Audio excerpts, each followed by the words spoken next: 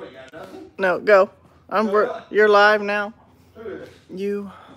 Well, yeah, last time I checked, I was still alive. Well, there's just some, check that out. There's some damn little 8-inch bugs that we didn't know we had. What are you talking about? You got your eye in? I have nobody. Huh? I have nobody. Nobody. Mm-mm. Well, I don't have a... do what? There we go. Good morning. How is everybody? You'll have people popping in here in a minute. They're popping in now. Awesome.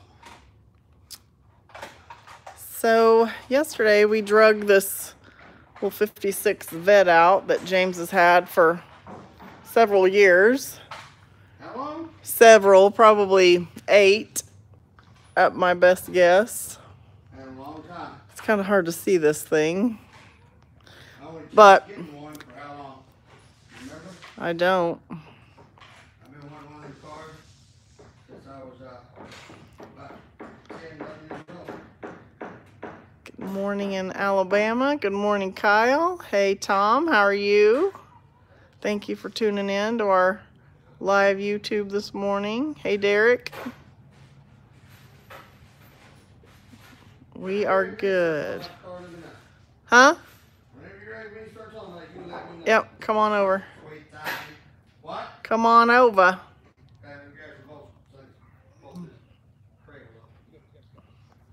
So to get him back out of the car, I can't really hear over here. I was trying to. James went to California probably 8 or 9 years ago and bought this little car. He'd been looking for one of these Corvettes for quite some time. About 30 years. About 30 years I've been wanting one. But we drug it out of storage yesterday to knock the dust off of it and sell it because we have a lot of cars, a lot of stuff. You're not telling me a good part of this. Oh. Did we even tell you? No, you never even told me. Okay, so I was gonna pull the car out, just clean it up, put it up for sale just like it was. And and the reason I've never built this car before is these cars, just like my '63 Vet, are very, very hard for a fat boy to get in and out of. They're even harder for a guy that's a funny built motherfucker like I am, because I have short legs and tall upper body. So my head hits everything. Oh. Whoa, Grace. Oh, that would have been a YouTube moment. It sure would have. So, yesterday when I'm thinking about this car, I thought, you know what? It's a real 56 Vet. That's the thing. I've got the original frame out from underneath this car, the original front clip, but it's not a full-blown fucking race car. So, I got thinking about it, and I called Rodney, and where'd Rodney go? I don't know. Rodney! Sure, he didn't. Oh, he's back there in the building project. Oh, okay. Oh, never mind. If you're busy. So I saw Rodney last night or this morning, and I said, "Hey, instead of us just cleaning that Corvette up, since we got all this other bullshit hanging out in the shop that nobody really wants to buy, or if they do, they want to talk to me for 4 hours before they even want to talk about buying something." So that's kind of why we quit selling shit, because everybody said, "Oh yeah, I want to buy it, I want to buy it." And all they want to do is fucking talk to Reaper. Well, I don't have time for all that. Not being disrespectful, but I just don't have fucking time for that. So we're taking a bunch of parts that came off other cars, and we're gonna put this car together. And here's the funny part about it. We're gonna be driving this motherfucker 7 days from now. I'm gonna blast it down sooner. So, I have a bunch of shit that came off other cars, parts that came out. We already started cut part of the cage out because we're gonna make it a street car. Street to be drove and drove. This car was built. You have a problem? You have a problem with this thing? I was trying to get... You're not paying attention. Quit reading comments. Let's don't worry about comments. Let's get this. If we're going to do these videos, showing what we're doing to these cars, then that's what we need to focus on. So, 56 Corvette's a real car. The guy that owned this car bought it in 1966. Had a blown alcohol big block in it when I got it. Crazy part about it is this car back in the early 90s, car from California, this guy went 690s in this car in a quarter mile. And that nowadays doesn't sound like much, but he did that with an all steel. It was a 540-inch motor, but it was a 454 steel crank that had been offset ground by Hank the Crank. All you old timers will know exactly what I'm talking about. It had an injected, had square port closed chambered heads, had a 871 that was 48% overdriven, had a, well, here's the, you see from inside the alcohol cut off and all that stuff. The lever. And actually, right here, okay?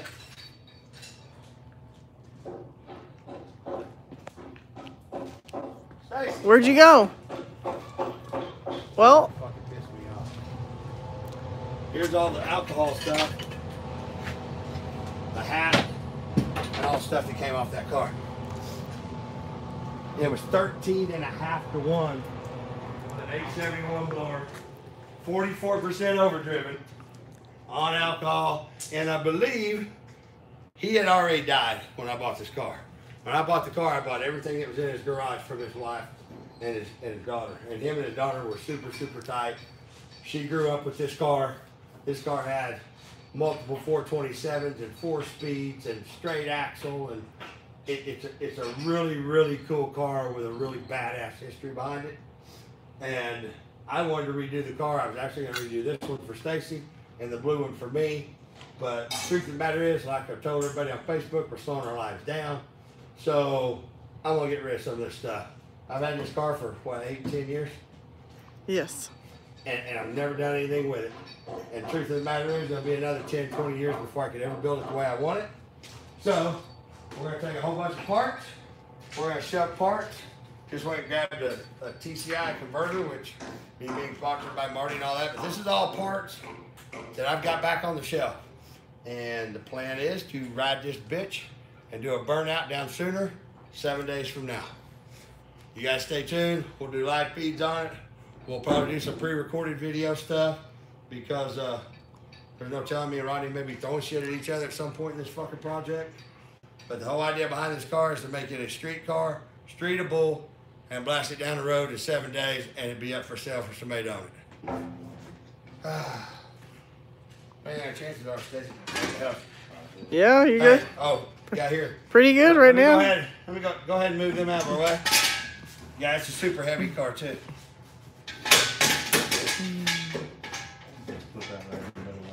Yeah. Funny thing is, this car with that 615 nitrous motor in it, and Josh got inside, which weighed the same as I did. This car was like 1,900. No, it was like 2,100 pounds with a big inch nitrous motor. This is actually a ZZ4 with a set of Performer RPM cylinder heads, hydraulic roller, Performer RPM package, and a little 192 billet blower shot blower. So I don't know. It'll probably make with the blower turned up on it. It should make 600, 650 horsepower pretty easy on pump gas. So we'll see what that does with in this car. Should be 1,900 pounds and 600, 700 horsepower. So it'd be fun, no matter what. See the motor fit.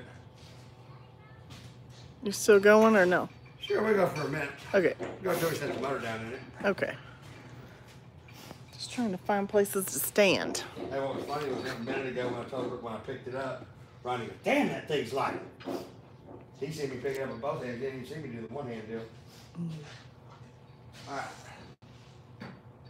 See if this Indian plate that I have dug out of the back, which is actually a NASCAR plate. I bought like 6 of these from a guy down in North Carolina that was a NASCAR engine builder.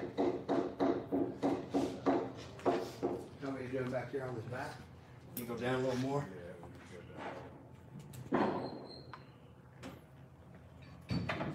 Right there. I have to pull that tunnel, Rodney. I have to pull the tunnel. Get inside and let's pull that half of that tunnel out. Let's shove a bolt in it.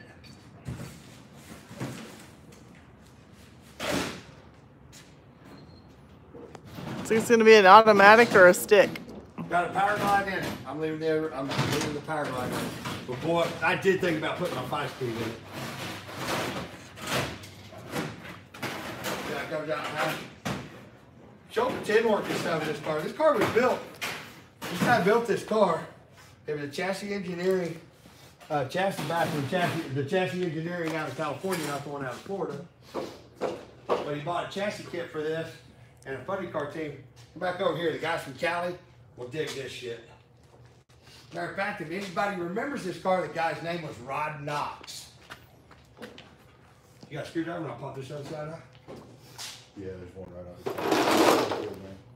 So here's the. You guys from Cali. Here's all the tin work in the trunk on my way around. Show them that stuff. Do what? You act like you're all nervous or something, Stacey. What's up with you? Huh? I'm good. Not really. I'm the button somehow. Acting like y'all discombobulated.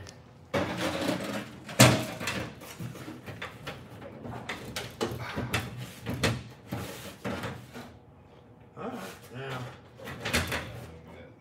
Huh? What the hell is that? Is that a screw? Yeah, it's a screw flathead. Has it got a nut on the backside? So they only pulled this thing. Oh, they made the tunnel where only half of it came out. No. Is that a little Zeus fastener? Yeah. No fucking way. I've never even seen one that small. Here's a screwdriver.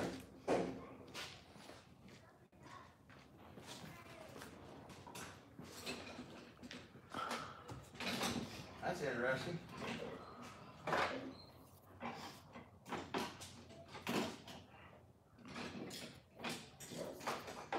That'd be very interesting. That's very interesting. But when I looked under this car, when I first threw the nitrous motor in, it was able to run it. Then I got underneath the car and went, whoa. And I remember there was a time where this would have been the most I've ever seen in my life. Wow, I've never seen them that small.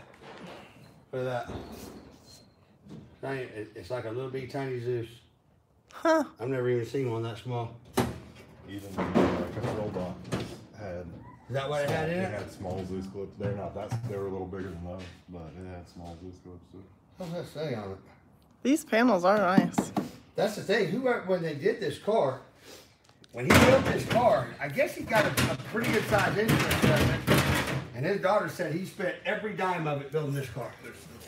From 1989?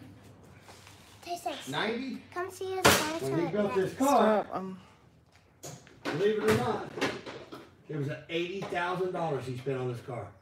This was the first set of drag. What? I found a egg nest. You found what? I found it. Found an egg nest? Where at? Over. Pop that thing over there. Hey. There we go. You come see? You come see, Papa? What? You come see? No, son, we're doing a live feed. So tell everybody on YouTube hi. Hi. Egg nest. Okay, we're gonna look at it in a minute. Let me get some of this stuff done. So, Hey, I'm busy. You're gonna go play. So I found a bunch of eggs too.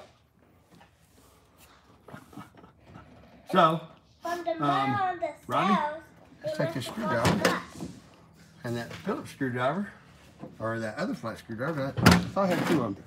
And stick it up through this bell housing, dude. Push back on the back of the transmission here. We'll stab this bitch. So, what was I saying? Oh, about this car. yeah. Car's got a fucking cool history. She said her dad, when he ran that 696, she showed me the ET slips and I was like, yeah, that ain't out of this car. I'd looked at the car and there was no way out of it.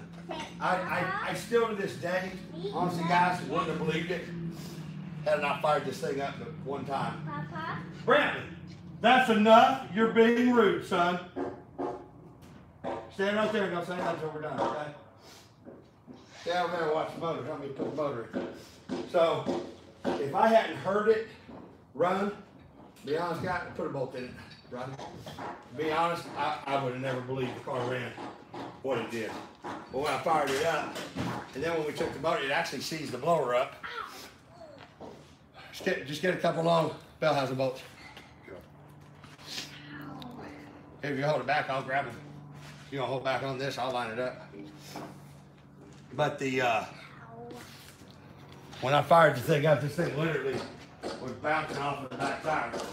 And still, when I weighed it, found out what the weight was, and the compression and everything else, it did make sense that the car was capable of running that. But back then, for that car to run that number, that was a pretty damn impressive. I don't care who you are, that's impressive. The only time you ever, that was the only full pass you ever made in the car, and never drove the car afterwards. Scared him, said told his daughter he got tunnel vision, and he said, I just had a vision of me dying in that car, and for the next 5-6 years, all you do is go out and shop with his buddies, and fire it up, and listen to it run. And then he passed away. Are you seeing back there, or are we lined up, right? The transmission needed to come up. Uh-huh. The transmission needed to come up to line up with the mid plate. Get in there.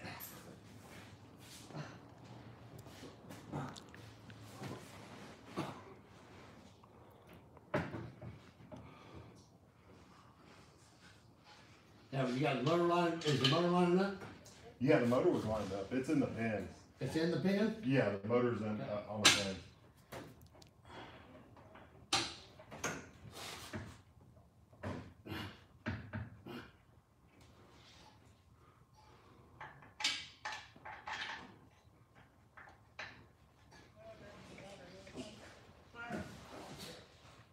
Woohoo! Keep forgetting how fun it is running these cars as a fat fuck. When you're a fat fuck.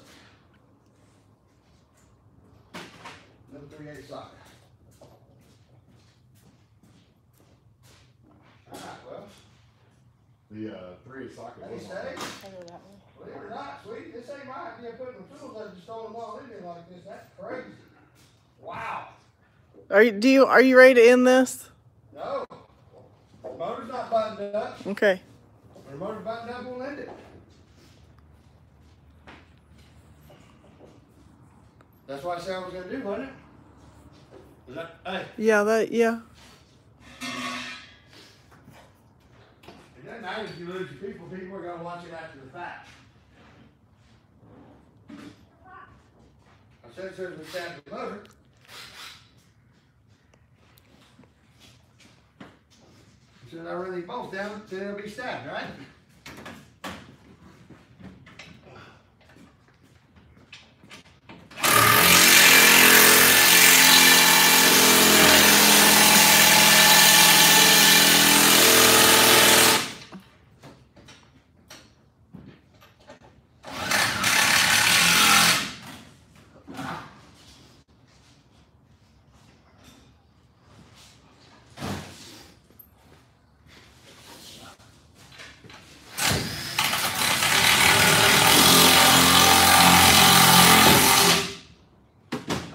take it back. It pushed it out. So. Yeah, because you got too much pressure on it.